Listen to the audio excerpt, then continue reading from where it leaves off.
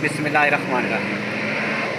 ये पीछे मेरे मंडी रोड आ रहा है और जिसे बस जा रही है एक खारियां रोड है, ठीक है, खारियां जा रहा है।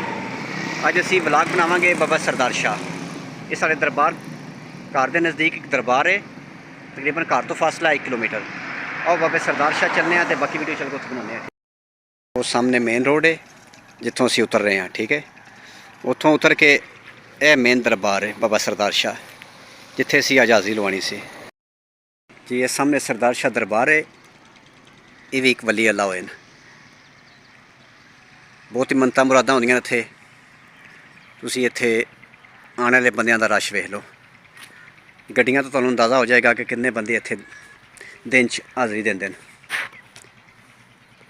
ये मोटरसाइकिल वगैरह भी खड़े न, बैक साइड ते कारां खड़ियां न। ये सारा रश इस दरबार की वजह तो है। ये चेक करो कि दरबार ते आने का कितना रश है, ठीक है। दूर दूर तक गड्डियां खड़ियां न। वो सामने कब्रस्तान है, कब्रस्तान का विजिट तुहानूं फिर किसी दिन बाद चुक करावांगे।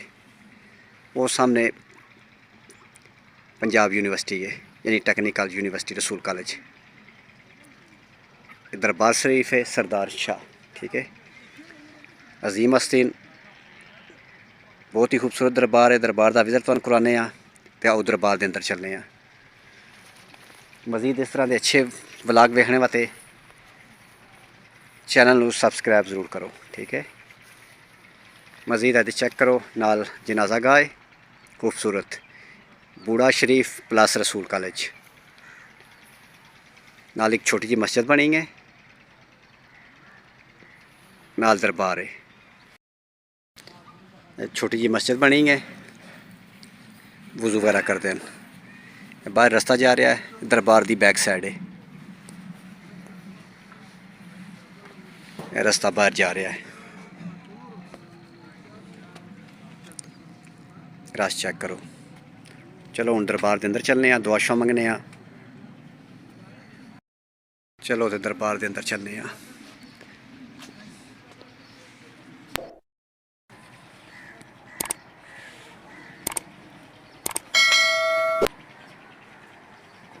तुसीं देख रहे हो बाबा सरदार शाह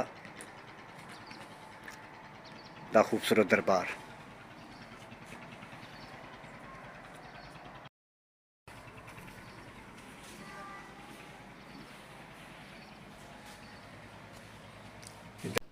छोटा जिहा अजीम हस्ती का दरबार है, जिथे लोग अपन मनता मुरादा लैके पूरे आते हैं, ख्वाहिशात लैके आते हैं तो उन्होंने वो पूरियां होंदियां।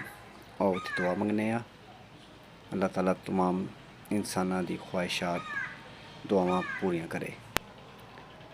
मज़ीद इस दरबार नूं असीं तुहानूं दिखाने बाहरों भी, दुआ शुआ मंग लईए। बाकी एरिया जिहड़ा रह गया तुहानूं विजिट करवाने, ठीक है। ये दरबार ज़िला मंडी बहालदीन तो तकरीबन 12 किलोमीटर दूर है। बहुत ही अच्छा मज़ार है।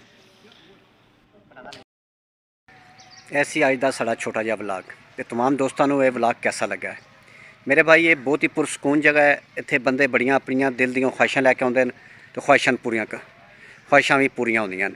बड़ियां मनता मुरादा मनदे न। तुहानूं रश दिखाया है कि कितने लोग इत्थे हाज़र होंदे न, इत्थे सलाम करते हैं। उस तो बाद अपने नाल ही कब्रस्तान है, अपने रिश्तेदारां दियां कब्रां वगैरह जाके दुआ वगैरह मंगते हैं, ठीक है। तुसीं भी इत्थे दिली ख्वाहिश लैके आ सकते हो, इंशाअल्लाह ताला तुहाडी दिली ख्वाहिश भी पूरी होगी।